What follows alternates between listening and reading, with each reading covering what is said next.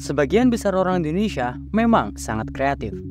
Sebelumnya, kita dihebohkan dengan fenomena ngemis online dengan mandi lumpur. Kali ini ada lagi yang terbaru, ngemis online dengan menggunakan QRIS. Pernahkah kamu melihat postingan di Facebook di mana seseorang dengan cerita yang sangat emosional meminta sumbangan melalui QRIS? Bagaimana jika saya katakan bahwa banyak dari mereka mungkin hanya memanfaatkan kebaikan hati kalian? Jangan sampai tertipu. Mari kita bahas fenomena ini secara mendalam melalui video ini. Sebelum itu, jangan lupa like dan subscribe untuk informasi menarik lainnya. Sebelum itu, mungkin alangkah lebih baik kita bahas lebih dahulu apa itu QRIS. QRIS atau Quick Response Code Indonesian Standard adalah standar kode QR yang memudahkan kita melakukan pembayaran digital di Indonesia. Bayangkan, kamu hanya perlu memindai QR Code dan voila. QRIS ini memungkinkan siapa saja untuk menerima pembayaran, termasuk pengemis digital yang sedang marak sekarang. Kini, kita melihat fenomena yang mengkhawatirkan di media sosial. Banyak orang yang memanfaatkan QRIS untuk meminta sumbangan. Mereka membuat postingan yang sering kali sangat emosional dengan cerita tentang kecelakaan, anak yang sakit, atau situasi darurat lainnya. Lalu, mereka menambahkan kode QRIS di dalam postingan, berharap orang-orang yang merasa kasihan atau iba akan segera mentransfer uang. Tapi, pertanyaannya adalah, apakah mereka benar-benar membutuhkan bantuan? Atau ini hanya cara baru untuk mencari keuntungan dengan memanfaatkan kebaikan hati kalian? Disinilah kita harus berhati-hati. Lalu, kenapa fenomena ini bisa marak? Ada beberapa alasan. Pertama, Facebook adalah platform dengan jutaan pengguna di Indonesia, yang membuat siapa saja bisa membuat postingan yang mudah tersebar. Kedua, dengan menggunakan QRIS, mereka bisa meminta sumbangan secara instan tanpa perlu bertemu langsung dengan pemberi sumbangan. Semua ini memudahkan mereka untuk mengumpulkan dana tanpa banyak kendala.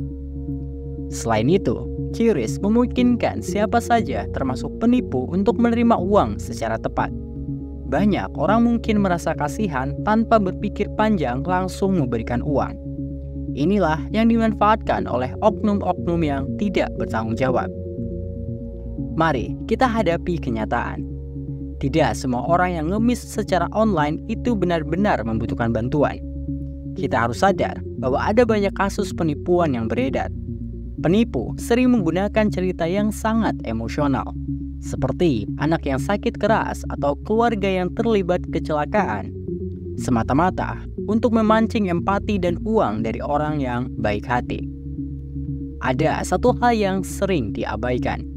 Setelah kalian mentransfer uang melalui QRIS, kalian tidak selalu tahu kemana uang itu pergi.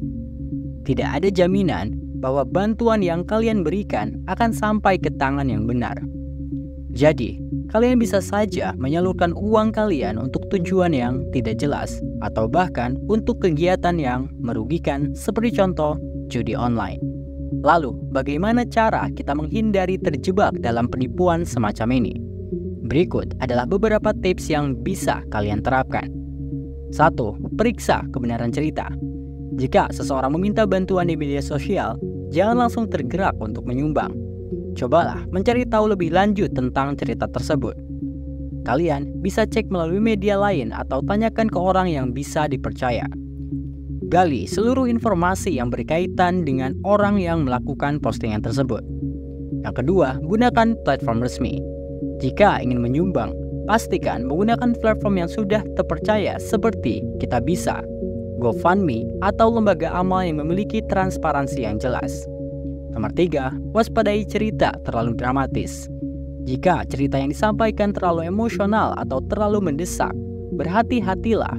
Penipu seringkali memanfaatkan cerita yang sangat dramatis untuk membuat kalian merasa terburu-buru dan tanpa pikir panjang. Yang keempat, laporkan postingan yang mencurigakan. Jika kalian menemukan akun atau postingan yang mencurigakan, laporkan ke Facebook atau platform lainnya. Ini bisa membantu mencegah orang lain terjebak dalam penipuan. Pemerintah Indonesia melalui Bank Indonesia dan OJK telah mengeluarkan kebijakan untuk mengatur transaksi digital dan QRIS. Namun, masyarakat juga harus berperan aktif dalam melaporkan dan mengenali tanda-tanda penipuan. Kita semua harus lebih bijak dalam memberikan bantuan, terutama di dunia maya. Sekarang, kalian sudah tahu apa saja yang perlu diwaspadai dalam fenomena ngemis online, khususnya dengan menggunakan QRIS. Ingat, meskipun banyak orang yang membutuhkan bantuan, kita juga harus hati-hati agar tidak terjebak dalam penipuan. Bagaimana? Menurut pendapat kalian terkait ngemis online dengan menggunakan QRIS, khususnya di Facebook? Silahkan tulis pendapat kalian di kolom komentar. Jangan lupa untuk like dan subscribe untuk informasi menarik lainnya. Terima kasih sudah menonton, sampai jumpa di video berikutnya.